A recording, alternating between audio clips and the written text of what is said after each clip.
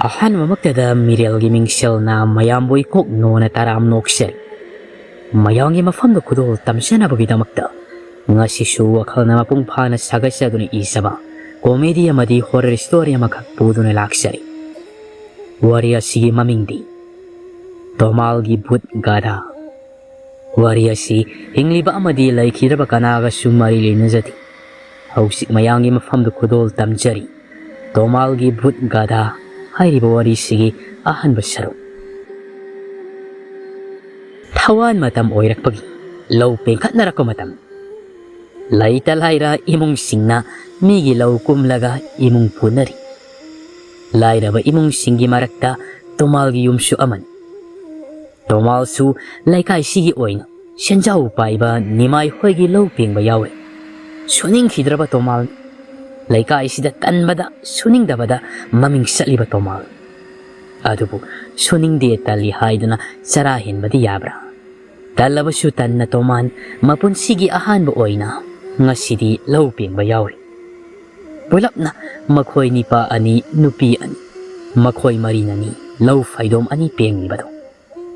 Tomal madi loire, masyado waba na, amok na tawlibat habak ko oire, masyado loire, salaksay. Tomal makwang do tektok laga soli. As masi tabak siya. Tau ba kung na ba tabak natin na? Ay nuwari ba siga? Horin masigi arik pa ni maisina. Siyal kaya mo pirok to ibo. Likli ba kulik niya? Masini pa siya. Mana soli ba do magatag na tabak suri ba mango nagikitang sahihan bi nipiya do na tara do na hayri. Ang ubina. Tomal, wada na nungay ba yaba natin niya? Siyal tangi hayra ba din niya, haraswa ba tabani? Ado nang mo nasa nupido, yung dalim na layhandoy saruk, nang gaghara-hara law kuminaraga siyal talhalo niya. Nang imating suway na ba? Mana law kumba hayti hayra ba su, yung dapi tek-tek saraga siyal tan ba sumayay? Kayroy lay kay koyraga laydoy saruk, maga humin kami na ba matasing di, siyal tan do na, mamamapagi mating pangli ba niya? Tomal, ang ubigi waduda kara sauning. Laira jaraba sumahak masano pinay tom yawi sibudi awaba kananda kini yoksariban. Asimak na Tomal, saurang na nakumay. Itay ma, migi masaga isaga diya. Kaya manabayaban nati. Ay isa din niya, sigumba awaba tabak siya, tawhan bayaban nati. Ang ubi masupay to'i. Tomal ipaw kumduda. Masuk kwanda hawak na hayri. Hanang nabudi nasa nung sibagi tawriba. Aduda, hayang mayong palaba kanda din niya. Siya naroy niya, nasa nupido. Tomal su helaya ba nupa nati. Masupong na dum kumay. Laykay sida niya, ay isagi kazay na mapawba, yaw ba laysabi amata, imisinabu ujadri niya. Ay si, isa tagat pagiwan nati ko. Tayma, aduga mana. Ay isa no pinahaytaba yung gikupnom layti. Sa insang kati, mana butong laba din niya, ontok na hawkraba saan. Aduga mana, ay isa no pidi niya, siyanjaw pa iba, ngayay pa ba, imong niya, masa ay natajagan. Laira sudat na bakata di, isa tajabagi walay ti hayzari pa. Ang awi masu, karim na nahayi. Pay. Ado, isagi pibamsu, kara-kara yung ba pay ko. Tomal sauning man aloy ang ubigi pa kumsida. Mak ang ubida di tayo na bangamda tabag suram badagi isaw lang ba horay. Magi ni may haysina niya hawjin pa siya na tang na ba tilak riba sina karigino. Wana ga waba niya ikarakta na niya yumdahan kidoy niyong. Tomal gi waduda tabag suri ba ni pa na amuk mateng pagsilay. Hoy niya, ta Tomal mo'y gisibo karadihin mali. Panadi ko ire tabak surak ibasi. Hay tapot hadi sumpu purak kena. Tomal tabak suram madutok laga hayri. Ay amok ta hayrugi. Mo'y gisaya kauksinari bra kay num tawri. Ni padana. Hoy ta Tomal. Tadana kara haybiruro. Law layri badugi hek nakalda. Ni maigi yumsulay. Yam na naknay yung maduga sumang nakalda lay balaw. Tomal masu hobe kakalaglaga. Nimay hoy sumang dalep nimay bo kawrai. Kura. O kura tabro. Tara ba di mapalda amuk ta thopiraw. Kainom ta haijagi. Nimaisu Paijom Pumyat Anghoba set Sandon Jawa Pachana Tilaga Mapal the Toglay. Nimaina, Gaidore Tomal, Nangukai Haininge. Tomal Namuk, Kura, Shumnana, Lopin Liba Singse, Wabaga, Ayuki Sak Saraktabaga, Haita Pota Purapangaina Hori. Kura Hoi Haita Pota Sibo, Gayamwa Ligene, Puraktoba. Nimai Mamituna, Tomal the Hutun Yenaga Komai. Nane, Sem Sauriban. No Shumangam Kidrai, Gayam Wadana, Tabakara Shubada, Adomina Taurabadina. That's how to meet Oiro in Nibo. Si Haiwa Makamuktarai. I should have accepted Gadavani, Madame Setiengle. I took Laginiko. Nanina Puraklani, Asa Taktud. Tomalna, Hoikura, Adudi Ayamu. Si Hai Tomal, Lavuk Lom the Concrete. Nimaima shoot Phungga Ladom the Tokna, Masil the Sauram Sol. Tabakti Shuki Badamangairi. Shabagi Hanatawa in. Oi, Tabaktovada. Masigi Tomal swinging the Basina Kit Hill. Masibuka died, which she level up even Kangdin. Mining way, Masi Tabak Loy the Loy, shell Amatapiro. Shomdana, Shaghen be Matanga and Biga, Lakoi Pati Mapalda, Lepa to the Kumduna, Taro Tambal Hikliba, Nipa to the Onsen, Kodon be Tintin high. Shaghen Bina. Ta Shapaba, Adagi Taro Angangbado. Adusu hegla o. Shafaba akoi badu yeng laga Taro angang baduda Kudombe tinduna amuk hairei. Shiro. Shaghen binok laga kumai. Hoi adudo. Ngan bina amuk. Ta shafaba. Aigisu tarikta amate hekpira o. Shafaba sugat laga kumai. Nangidi ay hekpangam loiko. Kanadunu helu. Ngan bi pai tok laga. Mabukse kayada patrinu yengo. Shaghen bina amu. Ta shafaba, kok hekpi krokai no, ngan bigiso, nabuk pataba tausan. Shafaba noksin naraga. Hoida, pagi tauban. Hoi shaghen bina hairaga bu. Aina taude haibro. Shaghen bi, mamay tu nakal lamado ontok laga sugat. Shafaba shu, badagi karak laga. Mana heglakpa, taro tambal singdo, shaghen bida loy na piraga. Nok mi hairi. Shaghen biya. Se, nangi ngakani. Shaghen bisu nok sinaraga. Pirak liba singdo loksil. Aduga, tangkayama mata ngan bidapi.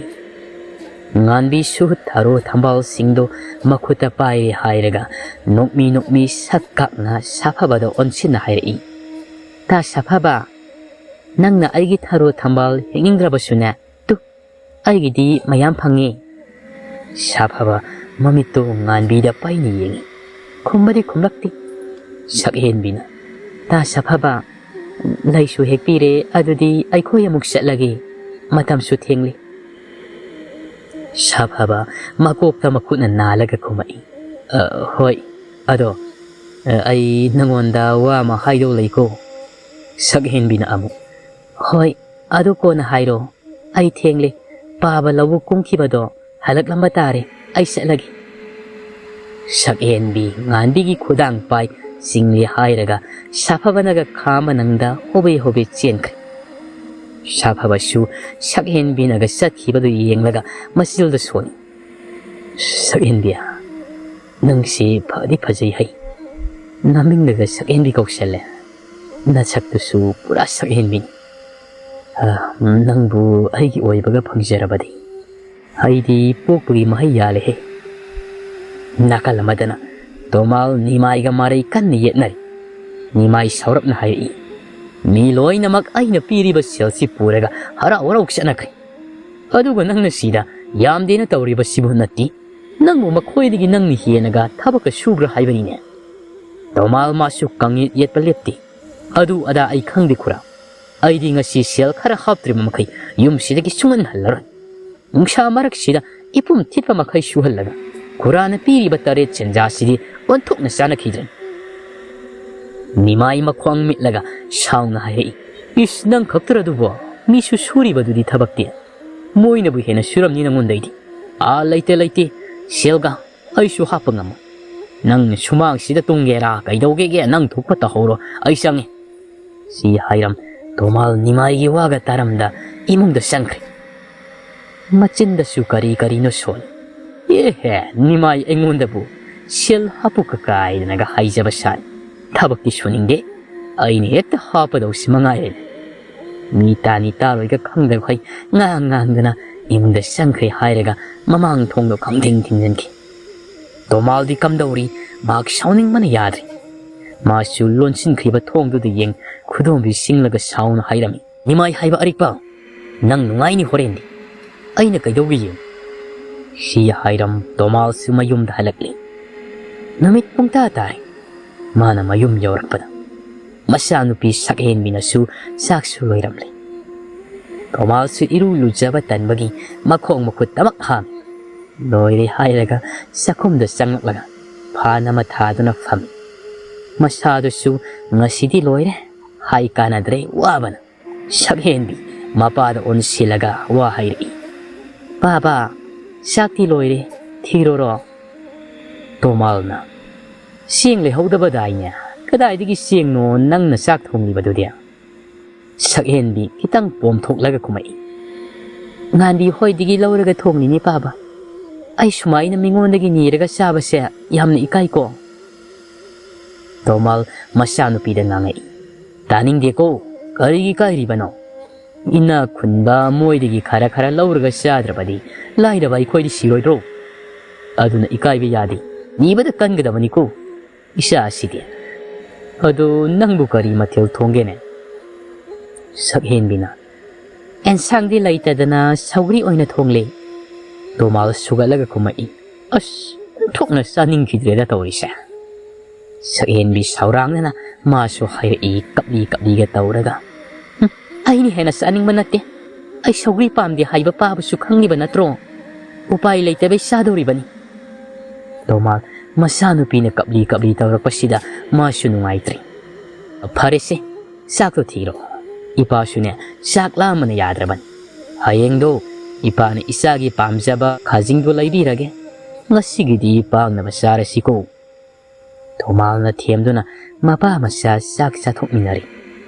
Thaba ingkhang pumba loisilam sakhen bidi magi ningol kada tumba sankre. Tomal di phamung sanlabasu tumde. Mak masanu pi tungkhiba ngai thuna lai.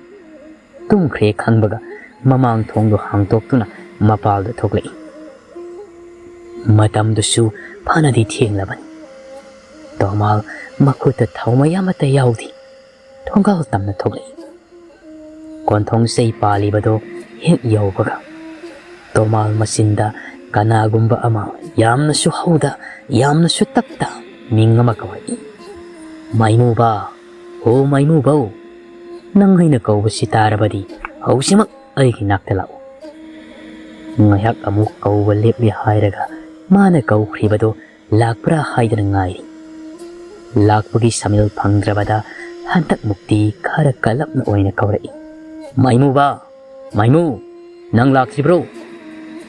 Tomal gitungdagi tapna konse lamana kumai. Hau? Ay laksare, guru.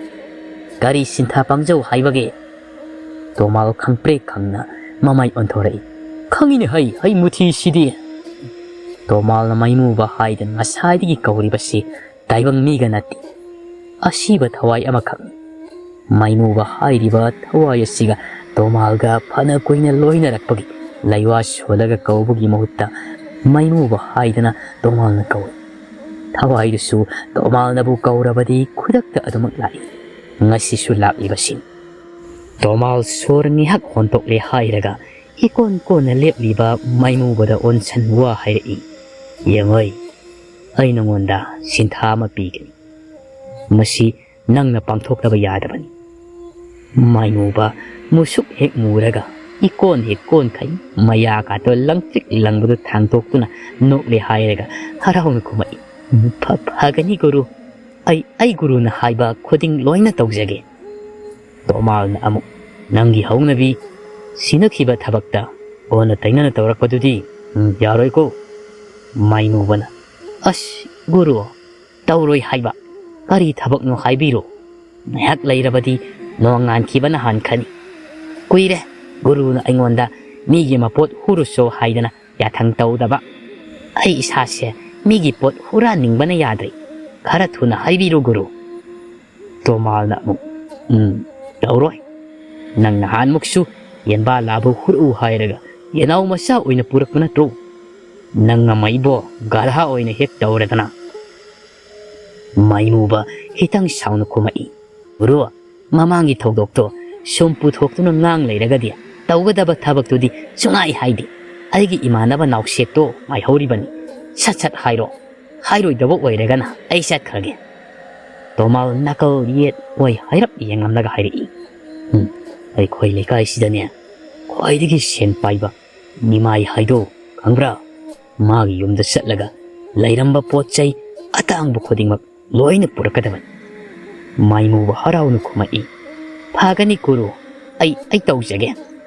ꯇꯣꯃꯥꯜꯅ ꯑꯩ ꯍꯧꯖꯤꯛꯃꯛ ꯆꯠꯂꯨ ꯌꯥꯡꯅ ꯆꯠꯀꯗꯕꯅꯤꯀꯣ ꯃꯈꯣꯟ ꯃꯋꯥ ꯑꯃꯠꯇ ꯊꯣꯛꯍꯟꯕ ꯌꯥꯗꯦꯀꯣ ꯃꯗꯨꯏ ꯑꯍꯟꯗꯣ ꯃꯅꯥ ꯌꯥꯝꯅ ꯁꯤꯡꯕꯅꯤ ꯆꯦꯛꯁꯤꯟꯅ ꯇꯧ ꯑꯩ ꯃꯪꯒꯣꯟꯁꯤꯗ ꯐꯝꯂꯒꯅꯦ ꯅꯪ ꯍꯜꯂꯛꯄ ꯉꯥꯏꯔꯝꯗꯧꯔꯤꯕꯅꯤ ꯃꯥꯏꯃꯨꯕ ꯃꯥꯁꯨ ꯃꯂꯪꯗ ꯄꯥꯏꯗꯨꯅ ꯅꯤꯃꯥꯏ ꯍꯣꯏ ꯃꯌꯨꯝ ꯇꯝꯅ ꯂꯥꯛꯂꯤ ꯃꯥꯁꯨ ꯃꯇꯝ ꯀꯨꯏꯔꯕꯒꯤ ꯇꯨꯡꯗ ꯃꯤꯒꯤ ꯃꯄꯣꯠ ꯍꯨꯔꯥꯟꯕ ꯐꯪꯂꯒꯅꯤ ꯈꯟ ꯍꯔꯥꯎꯅ ꯃꯆꯤꯟꯗ ꯁꯣꯟꯗꯨꯅ ꯂꯥꯛꯂꯤ ꯍꯥꯍꯥ ꯑꯩ ꯄꯣꯠ ꯍꯨꯔꯥꯟꯕ ꯐꯪꯂꯅꯤ ꯅꯨꯡꯉꯥꯏꯖꯩ ꯂꯥ ꯂꯥ ꯂꯥ ꯑꯩ ꯍꯨꯔꯥꯟꯕ ꯄꯣꯠ ꯐꯪꯂꯅꯤ ꯃꯣꯟꯗꯥ ꯅꯨꯡꯉꯥꯏꯅ ꯂꯥꯛꯄꯅ ꯅꯤꯃꯥꯏ ꯍꯣꯏꯒꯤ ꯌꯨꯝ ꯌꯧꯁꯤꯜ ꯁꯨꯃꯥꯡꯗꯨꯗ ꯂꯦꯞ ꯑꯀꯣꯏꯕꯗꯨꯗ ꯀꯣꯏꯌꯦꯡ ꯌꯦꯡ ꯀꯔꯤ ꯍꯨꯕ ꯌꯥꯕ ꯂꯩꯕꯒꯤ ꯃꯃꯜ ꯇꯥꯡꯕ ꯄꯣꯠ ꯂꯩꯕꯒꯤ ꯍꯥꯏꯗꯅ ꯑꯗꯨꯕꯨ ꯀꯔꯤꯁꯨ ꯂꯩꯕ ꯎꯗꯦ ꯁꯪꯒꯣꯏꯗ ꯈꯥꯝꯂꯤꯕ ꯁꯥꯏꯀꯜ ꯑꯄꯠꯄꯗꯨ ꯅꯠꯇꯅ ꯃꯥꯏꯃꯨꯕ ꯃꯤꯒꯤ ꯃꯅꯤꯡ ꯃꯌꯥ ꯆꯪꯗꯨꯅ ꯀꯣꯏꯌꯦꯡ ꯑꯗꯨꯕꯨ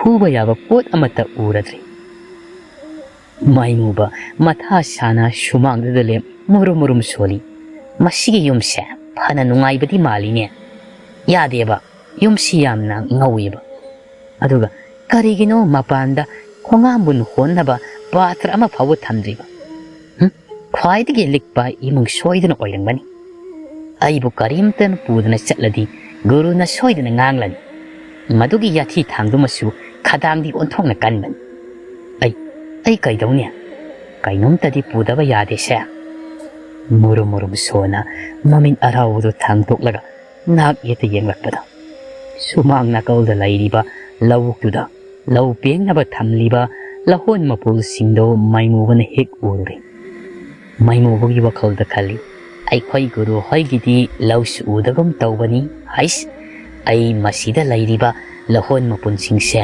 ꯃꯁꯤ ꯑꯣꯏꯅ ꯄꯨꯔꯒꯦ ꯒꯨꯔꯨꯅꯁꯨ ꯍꯔꯥꯎꯕꯅ ꯂꯣꯏꯔꯅꯤ ꯀꯥꯟꯗꯦ ꯑꯁꯤ ꯑꯣꯏꯅ ꯍꯦꯛꯇ ꯄꯨꯔꯒꯦ ꯄꯟꯊꯦꯔꯦ ꯃꯥꯏꯃꯨꯕ ꯂꯧꯕꯨꯛꯇ ꯀꯨꯝꯂꯒ ꯂꯍꯣꯟ ꯃꯄꯨꯜꯁꯤꯡꯗꯣ ꯈꯔ ꯌꯥꯝꯅ ꯀꯣꯜꯂꯦ ꯍꯥꯏꯔꯒ ꯇꯣꯃꯥꯜꯒꯤ ꯃꯌꯨꯝ ꯇꯝꯅ ꯋꯥꯈꯜ ꯅꯨꯡꯉꯥꯏꯅ ꯂꯥꯛꯂꯤ ꯃꯥꯏꯃꯨꯕꯅ ꯇꯣꯃꯥꯜꯒꯤ ꯃꯌꯨꯝ ꯌꯧꯔꯛꯄꯗꯗꯤ ꯇꯣꯃꯥꯜꯗꯤ ꯃꯪꯒꯣꯜ ꯎꯈꯣꯡ ꯇꯦꯟꯗꯨꯗ ꯉꯥ ꯊꯥꯔꯒ ꯈꯞ ꯆꯤꯡꯕ ꯃꯈꯩ ꯎꯏꯗꯨꯅ ꯂꯩꯔꯝ ꯃꯥꯏꯃꯨꯕ ꯃꯥꯅ ꯄꯨꯔꯛꯂꯤꯕ ꯂꯍꯣꯟ ꯃꯄꯨꯜꯁꯤꯡꯗꯣ ꯁꯨꯃꯥꯡꯗꯨꯗ ꯊꯝ ꯃꯊꯟꯇꯁꯨ ꯑꯃꯨꯛ ꯍꯥꯏꯖꯩ ꯑꯩꯕꯨ ꯉꯁꯥꯏꯒꯤ ꯁꯪꯒꯣꯏꯗ ꯈꯥꯝꯍꯧꯕ ꯁꯥꯏꯀꯜꯗꯨꯁꯨ ꯂꯧꯔꯨꯁꯤꯔꯅꯦ ꯍꯣꯔꯦꯟ ꯒꯨꯔꯨꯅ ꯁꯥꯏꯀꯜꯗꯣ ꯄꯣꯔꯛꯇꯦꯅ ꯑꯩꯉꯣꯟꯗ ꯑꯃꯨꯛ ꯉꯥꯡꯗꯧ ꯃꯥꯜꯂꯤ ꯑꯩ ꯈꯣꯟꯊꯤ ꯆꯥꯗꯧ ꯁꯔꯨꯛ ꯂꯧꯔꯨꯕꯅ ꯐꯅꯤ ꯃꯥꯏꯃꯨꯕ ꯅꯤꯃꯥꯏ ꯍꯣꯏ ꯇꯝꯅ ꯑꯃꯨꯛ ꯆꯠꯂꯦ ꯍꯥꯏꯔꯒ ꯁꯥꯏꯀꯜ ꯑꯄꯠꯄꯗꯨ ꯄꯨꯔꯛꯂꯒ ꯂꯧꯍꯣꯟ ꯊꯝꯂꯤꯕꯗꯨꯒꯤ ꯅꯥꯀꯜꯗ ꯊꯝꯃꯤ ꯍꯧꯖꯤꯛ ꯐꯥꯎꯕ ꯇꯣꯃꯥꯜꯗꯤ ꯇꯨꯝꯗꯨꯅ ꯂꯩꯔꯝ ꯃꯥꯏꯃꯨꯕ ꯇꯣꯃꯥꯜꯒꯤ ꯃꯅꯥꯀꯣꯡ ꯃꯌꯥꯗ ꯆꯪꯁꯤꯜꯂꯒ ꯇꯣꯃꯥꯜꯕꯨ ꯀꯧꯗꯨꯅ ꯍꯧꯗꯣꯔꯛꯏ ꯒꯨꯔꯨ ꯇꯥꯕ꯭ꯔꯣ ꯑꯩ ꯂꯥꯛꯆꯔꯦ ꯇꯣꯃꯥꯜ ꯈꯪꯄ꯭ꯔꯦ ꯈꯪꯅ ꯐꯨꯛ ꯍꯧꯒꯠꯂꯛꯏ ꯅꯄꯥ ꯌꯥꯏ ꯃꯆꯥ ꯈꯪꯉꯤꯅꯦꯍꯦ ꯃꯥꯏꯃꯨꯕ ꯇꯣꯃꯥꯜꯒꯤ ꯃꯇꯧꯗꯨꯗ ꯇꯨꯃꯤꯟ ꯅꯥꯀꯜ ꯑꯃꯗ ꯂꯦꯞꯇꯨꯅ ꯂꯩ ꯇꯣꯃꯥꯜꯅ ꯀꯗꯥꯏ ꯀꯔꯤꯗꯤ ꯍꯨꯔꯛꯂꯦ ꯃꯃꯜ ꯇꯥꯡꯕ ꯄꯣꯠꯅ ꯀꯌꯥꯝ ꯌꯥꯎꯔꯛꯏ ꯄꯩꯁꯥ ꯄꯥꯏꯕ ꯏꯃꯨꯡꯗ ꯆꯪꯂꯨꯕꯅꯤꯅ ꯈꯔꯗꯤ ꯑꯗꯨꯝ ꯌꯥꯎꯕ ꯅꯠꯇ꯭ꯔꯣ ꯇꯣꯃꯥꯜ ꯅꯣꯛꯂꯒ ꯃꯃꯤꯠꯀꯥꯗꯨ ꯏꯪꯒꯤꯠ ꯇꯧꯔꯤ ꯃꯥꯏꯃꯨꯕꯁꯨ ꯅꯣꯛꯂꯒ ꯇꯣꯃꯥꯜꯒꯤ ꯄꯥꯎꯈꯨꯝ ꯄꯤꯔꯛꯏ ꯑꯇꯥꯡꯕ ꯍꯥꯏꯕꯕꯨ ꯒꯨꯔꯨ ꯌꯥꯝꯅ ꯇꯥꯡꯈ꯭ꯔꯖꯥꯠꯅꯤ ꯑꯩꯅ ꯄꯨꯔꯛꯂꯤꯕ ꯄꯣꯠꯁꯤ ꯆꯍꯤ ꯑꯃꯒꯨꯝꯕꯗꯤ ꯒꯨꯔꯨ ꯍꯣꯏ ꯊꯕꯛ ꯁꯨꯗꯅ ꯐꯝꯆꯥ ꯆꯥꯕ ꯌꯥꯗꯣꯏꯅꯤ ꯇꯣꯃꯥꯜ ꯃꯥꯏꯃꯨꯕꯒꯤ ꯋꯥꯗꯨꯗ ꯏꯊꯛ ꯊꯛꯀꯠ ꯍꯔꯥꯎꯅ ꯐꯝꯂꯝꯕꯗꯒꯤ ꯍꯧꯒꯠꯇꯨꯅ ꯍꯥꯏꯔꯛꯏ ꯅꯨꯡꯉꯥꯏꯅꯦꯍꯦ ꯃꯥꯏꯃꯨ ꯅꯪꯒꯤ ꯋꯥꯁꯤꯗꯤ ꯑꯗꯨꯅꯤꯗꯅ ꯇꯣꯃꯥꯜ ꯑꯩꯅ ꯂꯣꯏꯕ ꯕꯨꯠꯅꯤ ꯍꯥꯏꯕꯗ ꯆꯥꯎꯊꯣꯛꯆꯩꯅꯦ ꯑꯩꯅ ꯅꯨꯡꯉꯥꯏꯕ ꯍꯥꯏꯕꯁꯤ ꯅꯪꯒꯤ ꯆꯥꯛꯊꯛ ꯇꯣꯏꯅ ꯇꯣꯏꯅ ꯊꯛꯀꯗꯣꯔꯤꯕꯅꯤꯅꯦ ꯀꯗꯥꯏ ꯅꯪꯒꯤ ꯄꯣꯠꯇꯨꯕꯨ ꯀꯔꯤꯅꯣ ꯃꯥꯏꯃꯨꯕ ꯇꯣꯃꯥꯜꯒꯤ ꯃꯃꯥꯡꯗ ꯂꯦꯞꯂꯝꯕꯗꯒꯤ ꯅꯥꯀꯜꯗ ꯊꯩꯗꯣꯛꯂꯒ ꯍꯔꯥꯎꯅ ꯁꯨꯃꯥꯡ ꯑꯗꯣꯝꯗ ꯃꯈꯨꯠ ꯊꯤꯜꯂꯒ ꯍꯥꯏꯔꯛꯏ ꯇꯨ ꯒꯨꯔꯨ ꯂꯍꯣꯟ ꯃꯄꯨꯟ ꯐꯅꯌꯥꯝꯕꯅꯤ ꯁꯤꯅ ꯊꯥꯔꯒꯅꯦ ꯐꯧ ꯄꯥꯜꯂꯛꯂꯕꯗꯤ ꯒꯨꯔꯨ ꯍꯣꯏ ꯀꯨꯏꯅ ꯆꯥꯕ ꯌꯥꯗꯣꯏꯅꯤ ꯇꯣꯃꯥꯜ ꯃꯀꯣꯛ ꯄꯥꯏ ꯈꯪꯂꯥꯎ ꯂꯥꯎꯗꯨꯅ ꯆꯩꯔꯛꯏ ꯅꯄꯥ ꯊꯣꯔꯥꯏ ꯃꯆꯥ ꯅꯪ ꯑꯁꯤ ꯁꯣꯏꯔꯣꯏꯁꯦ ꯀꯝꯗꯧꯅꯤ ꯁꯤꯗꯤ ꯑꯩꯗꯤ ꯂꯣꯏꯔꯦꯗꯅ ꯍꯥꯏ ꯃꯥꯏꯃꯨꯕ ꯍꯥꯏꯕ ꯒꯙꯥ ꯅꯠꯇꯦꯅꯦ ꯐꯧ ꯄꯥꯟꯗ꯭ꯔꯤꯕ ꯂꯍꯣꯟ ꯃꯄꯨꯟꯁꯤꯡꯁꯤꯅ ꯀꯩꯗꯧꯗꯧꯔꯤꯒꯦ ꯁꯤꯕꯨ ꯑꯩꯕꯨ ꯀꯩꯗꯧꯅꯣ ꯍꯥꯏꯕꯅꯣ ꯃꯥꯏꯃꯨꯕꯅ ꯑꯗꯨꯛ ꯌꯥꯝ ꯂꯥꯏꯕꯗꯨꯕꯨ ꯂꯍꯣꯟꯁꯤꯡꯁꯦ ꯂꯧꯕꯨꯛꯇ ꯌꯨꯡꯁꯤꯜꯂꯒ ꯃꯔꯥꯏꯅ ꯐꯧ ꯄꯥꯟꯖꯔꯛꯂꯒꯗꯕꯗꯨꯕꯨ ꯒꯙꯥꯗꯤ ꯑꯩ ꯅꯠꯇꯦ ꯒꯨꯔꯨꯅꯦ ꯑꯁꯨꯛ ꯄꯪꯕꯁꯤꯕꯣ ꯁꯤ ꯍꯥꯏ ꯃꯥꯏꯃꯨꯕ ꯃꯌꯥ ꯍꯤꯒꯠꯂꯒ ꯅꯣꯛꯁꯤꯜꯂꯤ ꯇꯣꯃꯥꯜ ꯁꯥꯎꯅ ꯆꯩꯍꯜꯂꯛꯏ ꯇꯧꯔꯤꯁꯤ ꯌꯦꯡꯉꯨꯅꯦ ꯃꯌꯥꯒ ꯍꯤꯒꯠꯂꯗꯅ ꯅꯪꯅ ꯄꯨꯔꯛꯂꯤꯕ ꯂꯍꯣꯟꯁꯤꯡꯁꯦ ꯑꯩꯒꯤ ꯂꯋꯥꯏ ꯑꯇꯥꯡꯕꯁꯤꯗ ꯊꯥꯁꯤ ꯍꯥꯏꯕ꯭ꯔꯣ ꯂꯧ ꯂꯩꯇꯕ ꯑꯩꯅ ꯂꯍꯣꯟꯁꯤꯡꯁꯤ ꯀꯗꯥꯏꯗ ꯊꯥꯗꯧꯔꯤꯒꯦꯅꯦ ꯍꯩ ꯀꯊꯤ ꯃꯥꯏꯃꯨꯕꯅ ꯀꯅꯥ ꯈꯪꯅꯤꯒꯦ ꯑꯗꯨꯗꯤ ꯒꯨꯔꯨ ꯍꯣꯏꯒꯤ ꯂꯧ ꯂꯩꯇꯦ ꯍꯥꯏꯕꯗꯨꯗꯤ ꯒꯨꯔꯨꯒꯤ ꯂꯋꯥꯏ ꯑꯇꯥꯡꯕꯗꯨꯗ ꯊꯦꯠꯂꯒ ꯊꯝꯕꯁꯨ ꯅꯠꯇꯅ ꯇꯣꯃꯥꯜ ꯃꯈ꯭ꯋꯥꯡ ꯃꯦꯠꯂꯒ ꯍꯥꯏꯔꯛꯏ ꯅꯆꯤꯟꯗꯨ ꯈꯨꯝꯗꯨꯅ ꯂꯩꯔꯅꯨꯅꯦ ꯅꯣꯡ ꯉꯥꯟꯗ꯭ꯔꯤꯉꯩꯗ ꯂꯍꯣꯟꯁꯤꯡꯁꯤ ꯌꯥꯝꯅ ꯁꯨꯅ ꯊꯤꯟꯗꯣꯛꯑꯁꯨ ꯆꯠꯂꯨ ꯃꯤ ꯈꯪꯅꯔꯛꯂꯕꯗꯤ ꯑꯩ ꯁꯣꯏꯗꯅ ꯁꯤꯕ ꯇꯥꯔꯦꯅꯦ ꯃꯥꯏꯃꯨꯕꯗꯨ ꯉꯥꯡꯂꯤꯕꯗꯨ ꯀꯔꯤꯅꯣꯒ ꯈꯪꯗꯈꯩ ꯃꯥꯒꯤ ꯊꯣꯛꯄ ꯅꯣꯛꯂꯒ ꯈꯨꯝꯃꯛꯏ ꯑꯗꯨꯅ ꯐꯔꯅꯤ ꯒꯨꯔꯨ ꯁꯤꯕꯗꯨꯅ ꯍꯦꯟꯅ ꯐꯔꯅꯤ ꯒꯨꯔꯨꯗꯤ ꯍꯤꯡꯂꯒ ꯃꯤꯒꯤ ꯃꯄꯣꯠ ꯃꯔꯟ ꯍꯨꯔꯥꯜꯂꯒ ꯆꯥꯗꯣꯏ ꯁꯔꯨꯛ ꯑꯩꯈꯣꯏꯒꯤ ꯏꯔꯛꯇ ꯑꯣꯏꯅ ꯇꯤꯜꯂꯁꯦ ꯌꯥꯝꯅ ꯅꯨꯡꯉꯥꯏ ꯆꯥꯠꯅꯤꯉꯣ ꯒꯨꯔꯨ ꯑꯩꯈꯣꯏꯅ ꯌꯧꯅꯤꯡꯕ ꯃꯐꯝꯗꯅ ꯌꯧꯔꯤꯁꯤ ꯑꯩꯁꯨ ꯒꯨꯔꯨꯒꯤ ꯅꯥꯛꯇ ꯂꯩꯔꯨꯕꯗꯒꯤ ꯒꯨꯔꯨꯅ ꯍꯨꯔꯥꯟꯕ ꯇꯝꯕꯤꯗꯅ ꯍꯧꯖꯤꯛꯇꯤ ꯏꯁꯥꯁꯦ ꯃꯤꯒꯤ ꯃꯄꯣꯠ ꯃꯆꯩ ꯑꯗꯨꯝ ꯍꯨꯔꯥꯟꯅꯤꯡꯉꯤꯉꯣ ꯒꯨꯔꯨ ꯅꯪ ꯑꯐꯕ ꯃꯤꯗꯤ ꯅꯠꯇꯦ ꯇꯣꯃꯥꯜ ꯁꯥꯎꯅ ꯍꯥꯏ ꯆꯠꯇꯨꯝ ꯆꯠꯂꯣꯍꯩ ꯑꯣꯖꯥ ꯁꯥꯗꯅ ꯉꯥꯡꯗꯨꯅ ꯑꯃꯨꯛ ꯂꯩꯔꯤ ꯅꯣꯡ ꯉꯥꯜꯂꯛꯂꯒꯅꯦ ꯃꯤꯌꯥꯝ ꯈꯪꯅꯔꯛꯂꯕꯗꯤ ꯑꯩꯗ ꯅꯠꯇꯅ ꯅꯪꯕꯨꯁꯨ ꯃꯤꯌꯥꯝꯅ ꯍꯨꯔꯥꯟꯕ ꯕꯨꯠꯅꯤ ꯍꯥꯏꯗꯅ ꯁꯨꯅꯨ ꯌꯥꯏꯉꯪ ꯇꯩꯔꯒ ꯋꯥꯔꯛꯇꯧꯔꯤꯕꯅꯤꯅꯦ ꯃꯥꯏꯃꯨꯕ ꯏꯄꯪ ꯄꯪꯅ ꯇꯣꯃꯥꯜꯒꯤ ꯋꯥꯗꯨꯗ ꯊꯥꯖꯔꯗꯨꯅ ꯄꯥꯈꯠꯂꯞ ꯇꯧꯅ ꯍꯥꯏꯔꯛꯏ ꯀꯥꯏꯗꯩ ꯑꯗꯨꯃꯥꯏꯅꯒ ꯇꯧꯔꯕꯗꯤ ꯑꯩꯗꯤ ꯂꯣꯏꯔꯦꯗꯅ ꯕꯨꯠ ꯃꯌꯥꯝꯒꯤ ꯃꯃꯥꯡꯗ ꯏꯖꯠ ꯂꯩꯈꯥ ꯇꯥꯗꯧꯔꯤꯕꯅꯤ ꯑꯩ ꯆꯠꯂꯦ ꯒꯨꯔꯨ ꯂꯍꯣꯟꯁꯤꯡꯁꯤ ꯑꯃꯨꯛꯇ ꯊꯤꯟꯗꯣꯛꯂꯨꯈꯤꯒꯦ ꯇꯣꯃꯥꯜꯅ ꯈꯨꯝꯕꯒ ꯅꯪꯕ ꯖꯥꯠ ꯅꯠꯇꯦ ꯃꯥꯏꯃꯨꯕ ꯄ꯭ꯔꯞ ꯂꯍꯣꯟ ꯊꯝꯂꯤꯕꯗꯨꯒꯤ ꯃꯅꯥꯛꯇ ꯆꯪꯁꯤꯟ ꯂꯍꯣꯟꯁꯤꯡꯗꯨ ꯄꯨꯂꯞ ꯀꯣꯟꯈꯠꯂꯒ ꯍꯥꯏꯔꯛꯏ ꯒꯨꯔꯨ ꯁꯥꯏꯀꯜꯁꯤꯁꯨ ꯄꯨꯈ꯭ꯔꯣ ꯍꯥꯏꯕ꯭ꯔꯣ ꯇꯣꯃꯥꯜꯅ ꯍꯩ ꯁꯥꯏꯀꯜꯗꯨꯗꯤ ꯊꯅꯝꯃꯨ ꯄꯠꯆꯔꯕꯁꯨ ꯑꯗꯨꯃꯗꯤ ꯑꯩꯉꯣꯟꯗ